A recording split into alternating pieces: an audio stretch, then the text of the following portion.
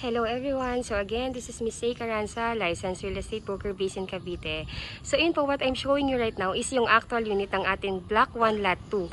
So ayun po, doon sa lahat ng client ko po na naghahanap ng perimeter or yung walang katalikuran na twin homes dito sa Valencia Enclaves, meron po tayong isang reopen unit ngayon. So ito po yun mismo.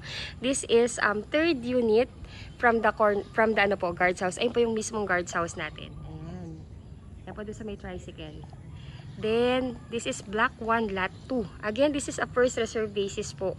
So, ayun po, expect po natin pagka-upload ko po nito, within 24 hours, sigurado po marireserve po ito. Kaya, if you are one of those client po na nag-aabang ng unit dito sa Valencia Enclaves, this is your chance. This is only 3.6 million. Complete finish, complete turnover. Pag turnover po sa inyo to, may tiles na po ito. Meron na po itong 3 bedrooms, may 2 toilet and bath. Yung ground floor, naka-ceramic tiles na po yan. Yung second floor, naka-wood tiles. Lahat ng bedrooms, merong built-in cabinet and hanggang 2 car park po yan. So, ayun po, papakita ko na po sa inyo yung unit. So, again, ito po yung exact na unit po. Ayan. So, this is a 55 square meter floor area and an 80 square meter lot area. So, again po, this is a first come, first reserve basis. This is a ready for occupancy po. So, again, ayan po, naka-cathedral window po yan. And ito pong ano natin, itong frontage natin, 5 meters po yan. Itong frontage natin. Then, kung ano po yung nakita ninyong actual na design and color, ito na po mismo yung unit. Ayun po, so may mga bricks na rin po yung papunta dito sa ating main door. Ayun, so para makita ninyo, again, Block 1 Lot 2. Ayan. So, ayan po. Ikutin natin. However, hindi ko lang po ito mapapasok kasi nakalock po ito. This is an SOP po. Lalo na po wala pang nakatira dito. Kailangan po alagaan yung bahay. Kaya dapat po nakalock po ito. Ayun. So, again po, as you can see po, ito yung car park. 2 car park po, Innova and Wigo. Na po namin. Trinay na namin i-park. Yes po, kasya po siya. Ayun. So, ito po yung lot. Ito yung muhon natin. So, ayan, ito po yung muhon. Papunta po yan doon.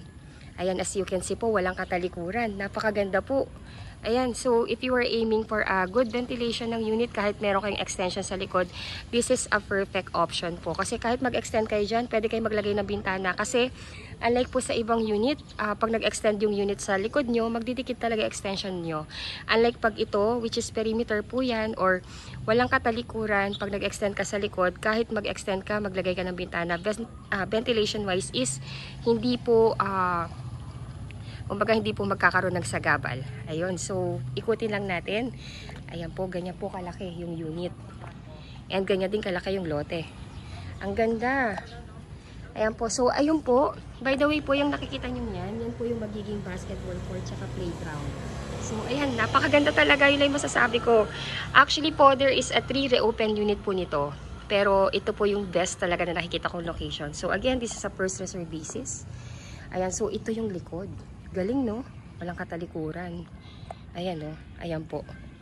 And ito yung provision for the dirty kitchen and laundry area. So, pwede nyo pang extend yan. Ito yung mohon. So, hanggang dito po yung pwede ninyo maging extension. Paganyan po. Ayan. Then, ito yung likod.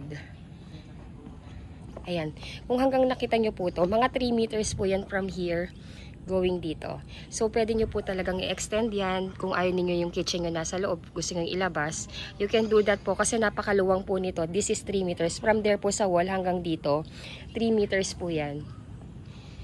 Ayan. So, ito yung ating provision for the dirty kitchen. Ayan po. So, medyo madumi lang po pero don't worry kasi pag tinurn over naman sa inyo yan, lilinisin po yan. And ilalagay yung picture. Yung mga pictures lang po, like yung ano ba yun, yung gripo, hindi pa lang po talaga yan nilalagay para hindi po siya maluma. Ayan po. So, meron na rin po yan dito para sa faucet or gripo. Then, for the ano po, electric. Ayan. Then, ito yung likuran. Ito po yung kitchen counter. Ayan po. Please watch my full vlog po. Isisingit ko po dito yung actual na turnover. Ito po kasi nakalaki yan. Talagang nilalak po ito. Para po for the security and dapat mapalagaan yung ating bahay. Kaya SOP po talaga yan na dapat nakalak po yan. So again, ayan po yan.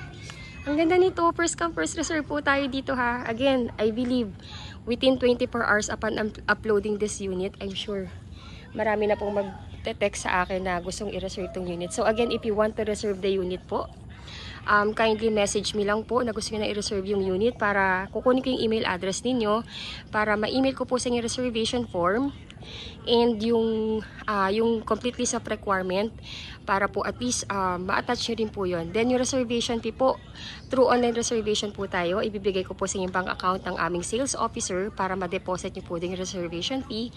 And ayun po, maipasing rin sa amin yung reservation form. And magre-resibo po yung ating sales officer. Please watch my full vlog po. Ibibigay ko po sa inyo yung complete details how to reserve the unit. So ito po yung basketball court natin. Basketball court po natin tsaka playground. Ganyan po siya kalaki din. Ito yung ating guard's house. Ayan. So this is the community na. Actually po marami nang nakatira dito. Ready for occupancy na po ito. Ayun. So again, if you are new to my channel, please don't forget to subscribe and hit the bell button found at the lower right of this video screen. Again, I'm Miss A. Caranza, licensed real estate broker based in Cavite, and I have one best agent na nag-admin din ng aking YouTube channel na si Miss Ella de la Cruz. Ayun po. So, thank you so much for watching and bless you all po. Please watch till end po. Isasama ko po dito yung complete vlog po. Thank you, thank you. Bye-bye po.